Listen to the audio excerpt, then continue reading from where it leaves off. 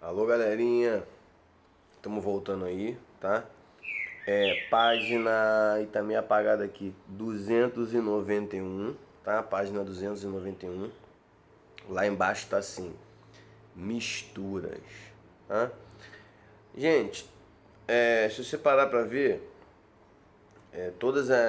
a maioria das coisas que a gente está consumindo geralmente são misturas, tá?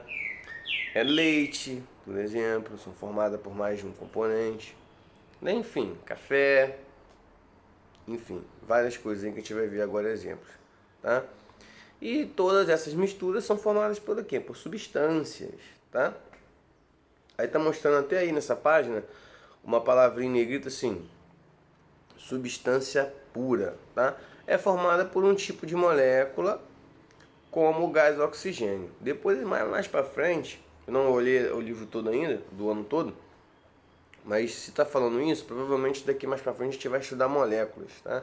E vocês vão entender. Aí no caso aí, tá mostrando o gás oxigênio, que ele é a molécula dele, né? É O2, que ele é formado por dois átomos de oxigênio, por isso que ele é puro, tá?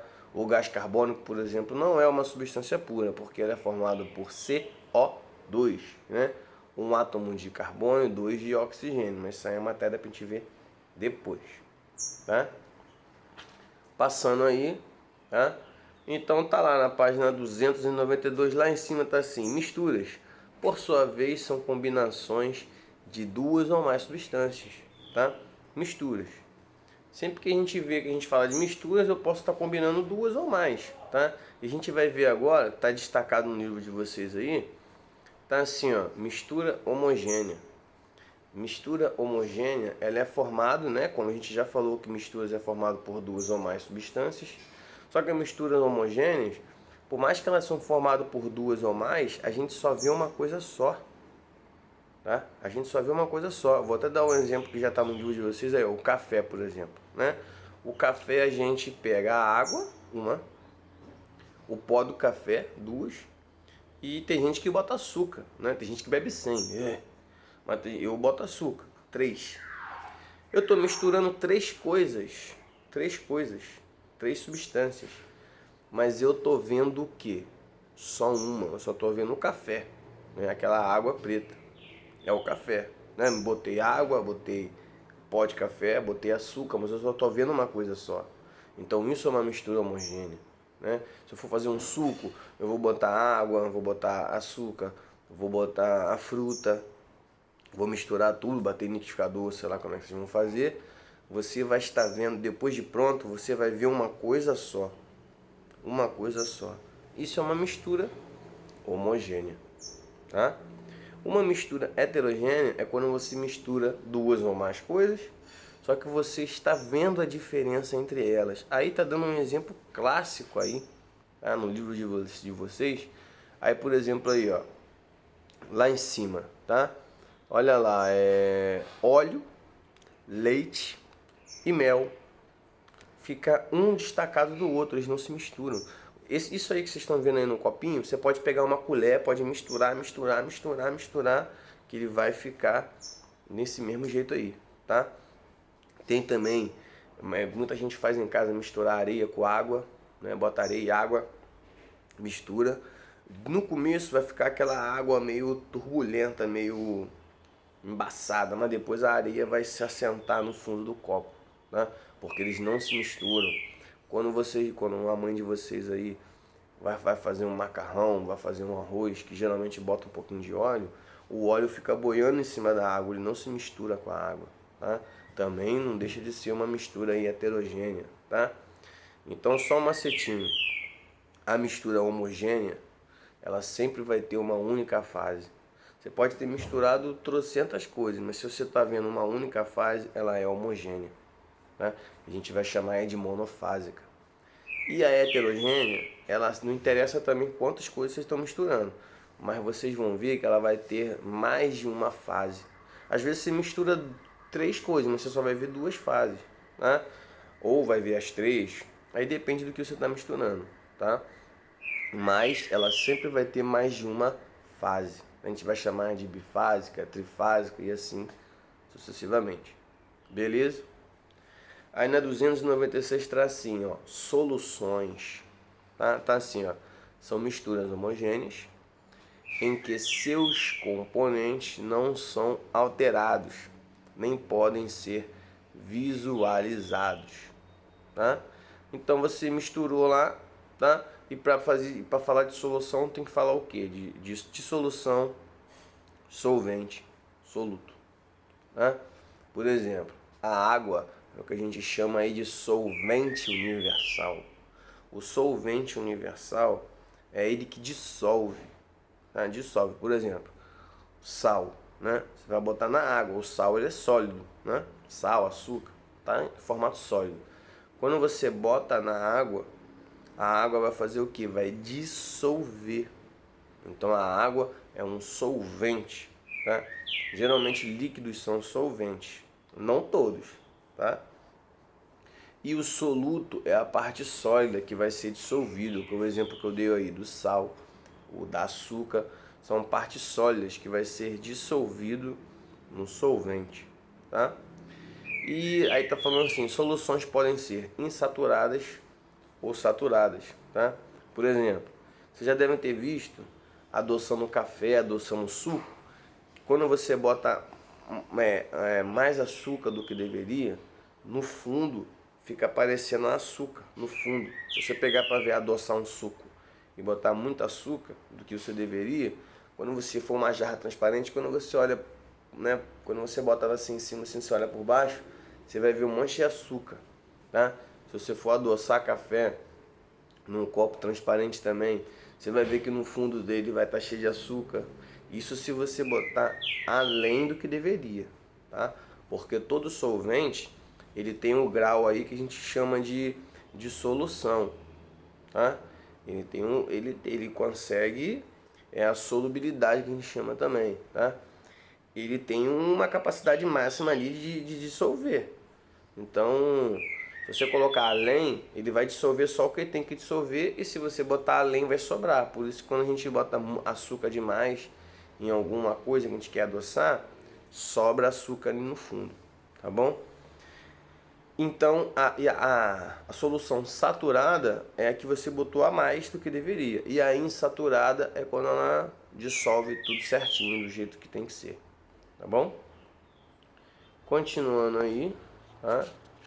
Na página 294 está assim, transformações químicas, tá? As transformações químicas vai mudar a alteração, né? Seja lá o que for, depois dessa transformação ele não vai ser mais o mesmo do que era, tá? Aí tá dando um exemplo aí, por exemplo, vamos lá, um bolo. A gente viu algumas mudanças, né? Mas, por exemplo, lá o bolo. Se eu for fazer um bolo, eu vou botar, sei lá, tá? Leite, chocolate, enfim, fermento, um monte de coisa, né? Eu não sou um boleiro, mas eu sei que para fazer bolo tem que botar um monte de coisa, um monte de ingredientes. E você vai fazer o quê? Você vai pegar esse bolo, geralmente você vai levar ele no forno, né? O forno vai aquecer, vai produzir calor, calor é energia que vai dar o gatilho da transformação química. Depois que o bolo estiver pronto, ele não vai ser mais o que ele era antes, né? Você bota aquela massa do bolo, né? Acho que é assim que chama, você bota a massa do bolo no forno. Quando você tira, o bolo está pronto, quando você tira aquela massa de dentro do forno, quando você tira aquela massa, ó, quando você tira o bolo de dentro do forno, ele não vai mais ser aquela massa. Aquela massa já foi, sofreu transformações químicas e virou o bolo, tá? Aí, por exemplo, aí, ó, o aquecimento do açúcar, né? Inclusive, até é bom falar isso aqui agora. Esses dias eu vi a minha sogra fazendo um bolo de banana, tá? E para ela fazer o bolo de banana, ela botou açúcar no tabuleiro e botou o tabuleiro para esquentar, igual uma panela no fogão, e o açúcar derreteu, virou aquela calda, né? Dessa cor que tá mostrando aí nesse primeiro quadrinho aí, ó. Virou uma calda, né? Depois ela botou a banana, jogou aquela massa ali do bolo e botou para assar. Mas o que eu queria dizer com isso? Não quero espero que vocês já tenham comido, né, almoçado, a nossa hora de tarde, então vocês verem esse vídeo à tarde. Mas espero que vocês não estejam com fome, que na hora do lanche, tá chegando a hora do lanche, né? Enfim, o açúcar de sólido, né, ele sofreu reações químicas e virou líquido, tá? Ele mudou, ele não é mais o açúcar que era antes, ele mudou, tá? Tá mostrando isso também, ó, embaixo, ó. O calor liberado também indica que houve uma transformação química na queima de madeira, né? Por exemplo, se você pegar uma madeira, um tronco de árvore, né? Queimar ele. Repare quando a gente faz uma fogueira, a gente joga lá. O pessoal faz muito isso, quem tem terreno grande, cheio de tronco de árvore, junta os troncos e taca fogo ali. Aquele fogo ali vai queimando, vai queimando, vai queimando, mas às vezes ele apaga, sei lá, por algum motivo ele apagou. Ele não queimou tudo, ele apagou. Quando você vai lá para ver a madeira tá preta, tá toda rachada, ela foi carbonizada, tá? Ela perdeu toda a água que tinha ali, porque a gente viu que um vegetal tem muita água dentro das células dele. Então ele perdeu ali água, mudou a estrutura química dele todo, por isso que virou aquela madeira preta ali, esquisita, o que vira até depois, pode até virar depois também uma espécie de carvão, lenha, tá? Então a alteração química muda, não é mais o que era antes, tá? Aí embaixo aí tá mostrando assim três palavrinhas em negrito aí, né? Que é combustão, tá falando assim, o fogo é uma reação química chamada de combustão, tá? O fogo para acontecer, né, precisa do oxigênio, tá? Não esqueçam disso, o oxigênio. A nossa digestão de alimentos, né? A gente come, a gente mastiga, a gente leva para o estômago. No estômago começa uma série de reações químicas, tá? Para a gente absorver aqueles nutrientes ali do alimento que a gente está se alimentando, tá? Então são transformações químicas. Tá mostrando aí um parafuso, né, enferrujado, que é a ação do oxigênio junto com a umidade do ar, tá? Ou o próprio parafuso estando molhado, né, ele vai ficando enferrujado. Se você pegar, quer fazer uma experiência aí agora, pega um pedacinho de bombril, tá? Molha ele e deixa ele do lado de fora aí na sua janela ou em algum local aí. Já no dia seguinte você já vai estar enferrujado, tá? É a ação ali do oxigênio com a umidade que começa a corroer, né? Tem esse processo de oxidação, tá? E finalizando aí na página 286, porque o livro já está grande, tá? Tem assim, reações irreversíveis. Aí tá até mostrando aí uma maçã, né? Se vocês pararem para ver, uma maçã, quando você pega a maçã e corta ela no meio, vai passando uns minutinhos, ela vai começando a ficar escura, né? Ela vai começando a ficar escura. Ela também está sofrendo uma reação química ali, porque ela está sendo exposta ao oxigênio, tá? E a maioria das reações químicas, elas são irreversíveis, não tem mais volta, tá? Tá dando um exemplo aí da própria maçã, né? Se a gente cortar a maçã no meio, deixar ela meia hora, uma hora, cortada assim, exposta, ela já começa a ficar nessa coloração aí e não tem mais volta, acabou. Um bolo a gente bota os ingredientes, forma a massa do bolo, bota no forno e tira. Acabou, você não tem mais como o bolo voltar a ser aquela massa que era antes, não tem. Então são coisas que são irreversíveis. O parafuso até tem como você reverter, né, esse processo aí de oxidação. Mas tem coisas que não tem mais como, tá? Geralmente são reações que a gente chama aí de irreversíveis. Beleza? O vídeo já está bem grande, vamos fechando ele por aqui, tá? Fechamos aí esse capítulo que eu nem sei qual é, tá? E capítulo 5, tava brincando com vocês, é o capítulo 5, eu sei sim, tá bom? Gente, fiquem com Deus, tá? Respeite a quarentena e bom estudo a todos.